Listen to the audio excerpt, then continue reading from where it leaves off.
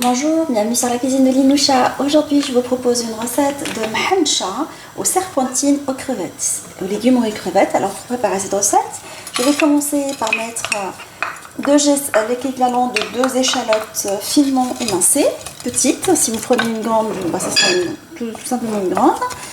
Je vais mettre un peu d'ail.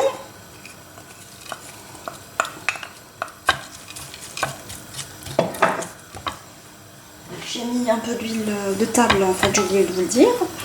Et je mets une demi-courgette, une grande courgette râpée, ainsi qu'une carotte de taille moyenne râpée.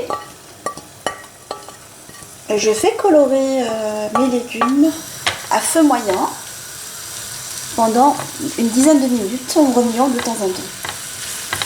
Alors, après la coloration des légumes et des échalotes, et de l'ail, je vais rajouter des crevettes grises nettoyées. Alors, si comme moi vous avez pris des crevettes congelées, alors vous pouvez laisser décongeler un peu. Et là, je vais épicer avec du hanout, avec une petite pincée de piment et une petite pincée de piment d'Espelette. Et je vais mettre un peu de safran également. Je mets du sel.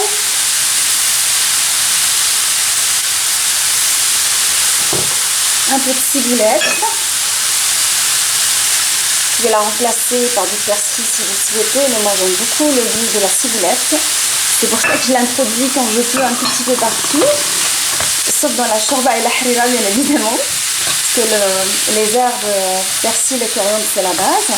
Mais dans des recettes revisitées comme ça, on peut laisser libre à son imagination. Alors je fais remuer mes petites crevettes et mes légumes jusqu'à réduction complète de la sauce, en fait. Comme ça ne va pas déchirer les feuilles de briques.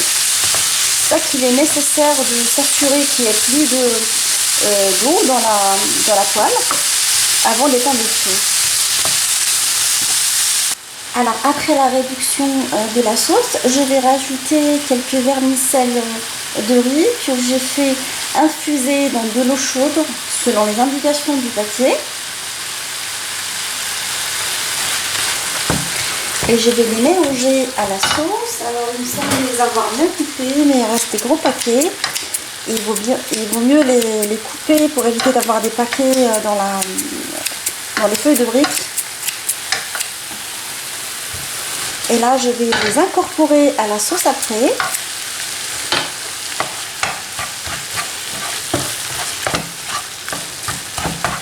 Alors, je laisse ma sauce refroidir, j'éteins le feu, avant de commencer le façonnage des feuilles de briques sous forme d'une serpentine. Alors, après le refroidissement de la farce, je vais former mes mahancha. Alors, je vais badigeonner une feuille de brique ronde avec un peu de beurre ramolli pour lui donner un peu de souplesse. Et je vais prendre un petit peu de ma farce que je vais déposer dans l'extrémité inférieure de ma feuille de brique. Je vais mettre dessus quelques crevettes parce que j'ai pris que des vermicelles et des légumes. Et là, je vais la façonner sous forme d'un boudin en la serrant et en la roulant en même temps. Et juste avant d'arriver à la fin, je vais la coller avec du jaune d'œuf battu et un petit pinceau en serrant comme ça. Et une fois que j'obtiens mon boudin, je prends mon doigt que je vais mettre à cet endroit, mon index. Alors j'enfonce une crevette qui voulait s'échapper. Alors je mets mon index à cet endroit et je roule dessus en serrant en même temps. Et comme je vous ai dit, on va servir du jaune d'œuf pour coller. Avant d'arriver à la fin, je vais coller avec du jaune d'œuf en serrant en même temps. Et ma petite mahancha, elle est maintenant prête, que je vais mettre dans un moule à tartelettes. Et je continue à faire de la sorte jusqu'à... Alors je vais badigeonner mes briques avec un tout petit peu de beurre.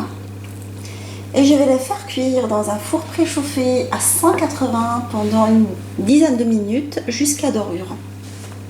Ma mini mhancha aux légumes et aux crevettes est maintenant prête. Alors je l'ai servie dans un petit tagine sur un lit de salade mélangé avec une petite crevette sautée à l'ail. J'espère que cette recette vous a plu. On se retrouve sur la cuisine de Linoucha avec des nouvelles recettes, des nouvelles gourmandises et à bientôt. Des nouvelles gourmandises.